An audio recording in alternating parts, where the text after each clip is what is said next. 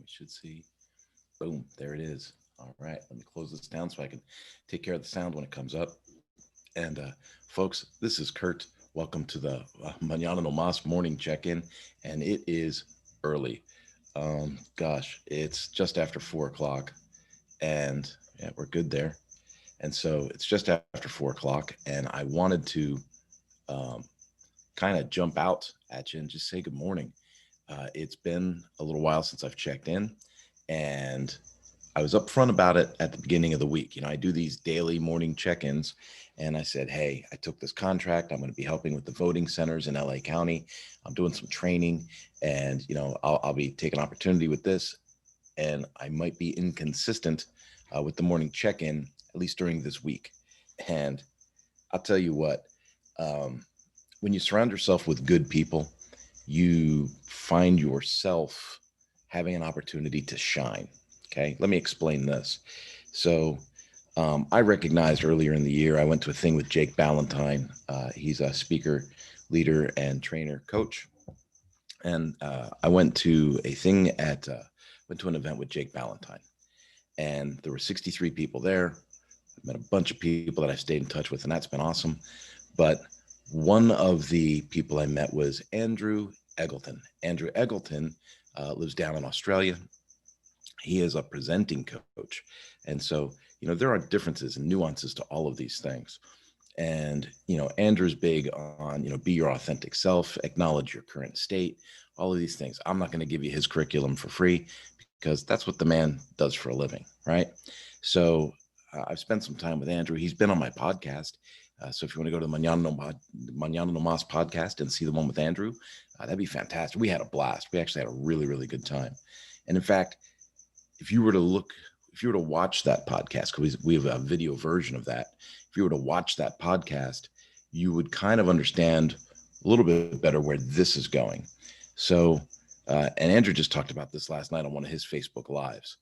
So let me kind of bring all these crazy ideas in my head into one place. I show up at this assignment this week to do training. We're going to train 1,200 technicians to run election stations in Los Angeles County. And we get there, and the curriculum's loose. They're still putting the final touches on things.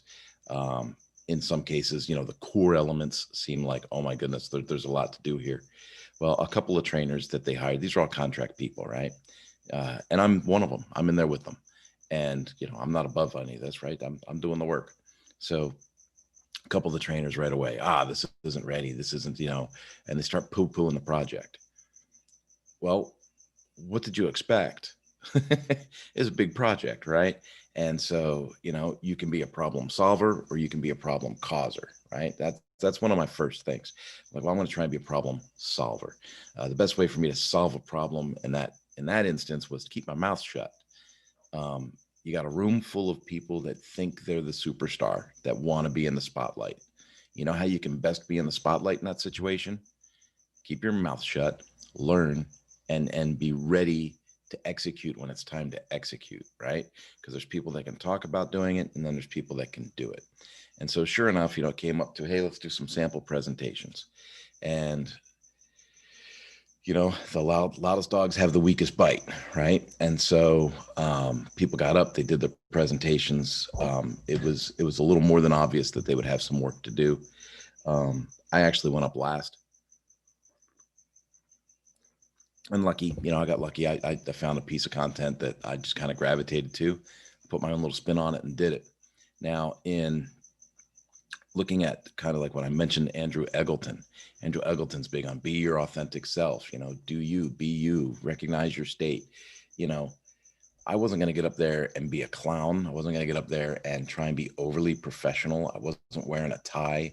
I did dress nice on Monday, but I wasn't wearing a tie and a suit. So when I got up, I just did my thing.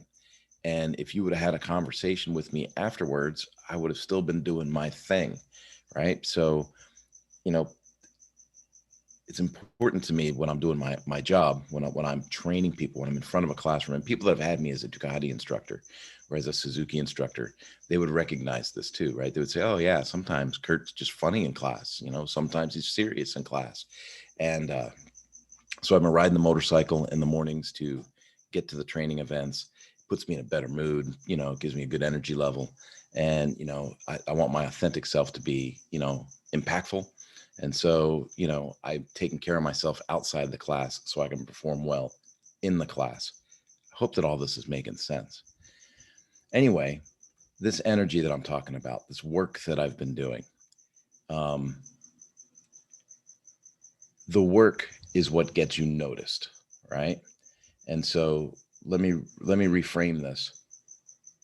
And again, this is going to sound bad, like I'm doing this, but I go back Tuesday, and by the way, when I said problem solver, not problem causer, while everybody was bickering, I just quietly wrote out some notes, and I said, "Hey, Mr. Curriculum developer, you're worried about the placement of material. You're worried about the chronological order of material. You're worried about this. If you say this at the beginning of the training, you don't have to worry about any of it, because we're training technicians. Technicians know how to use tools, and there's always overlap in their usage. So if we just say that at the beginning of the training, we don't have to worry about, all the nuances of trying to reformulate this curriculum. Your curriculum's solid. You just need the glue to hold it together, right? You just need a statement that kind of makes it solid.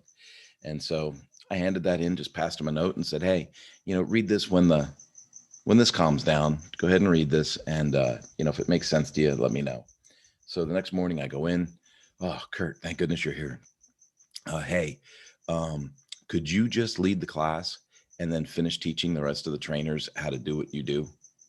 Right? That's how Tuesday starts. So I teach the class. There's 40 people in the room. I train the trainer with the rest of the trainers. They all get to see the experience. And then we move on and start doing classes. Well, we lost a couple of trainers in the process, right? A couple of people said, "Man, I just can't do this. It's too much. I can't do it." Okay. So boom, they're out. Another person just isn't going to work out, right? Boom, they're out. Next thing you know, I'm teaching classes by myself. So there's a trainer and an assistant trainer, and you got 30 to 40 people in a room. And now I'm doing these rooms by myself. And different stakeholders within the project, they come in, they sit with their laptop, they take notes, they write a couple of things down. And while that's happening, as a trainer, as a presenter, in the back of your mind, you're going, "Oh, this is it. I probably shouldn't have said that, or maybe I shouldn't have done this, or something." And I was myself. I talked about riding wheelies on motorcycles, right? I talked, how fast you go on the highway. Made all kinds of jokes. And I thought, well, maybe they're going to correct me, right? And it was the opposite. This be your authentic self, bring your energy to the table. When you stay on time, when you get the job done, and when you make a connection with the audience all at the same time, all anybody can do is thank you, right?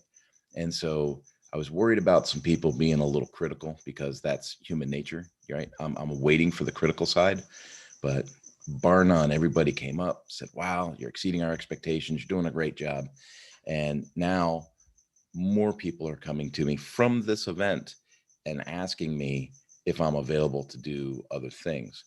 And as a public speaker, trainer, coach, these are the exact experiences that you want to have happen. Sometimes there's challenges and you go, "Man, this is really challenging. I don't know if I want to follow this through," right? Just think, on Monday, if I would have walked in and said, "Oh, they're not prepared. I'm not going to do this. This is too much." If I would have done that, I wouldn't have a trucking company right now asking me to develop courseware and stuff like that for them. I wouldn't have the major trainers, AT&T in this example, AT&T. And so I wouldn't have people at AT&T going, "Hey, are you available for other projects?"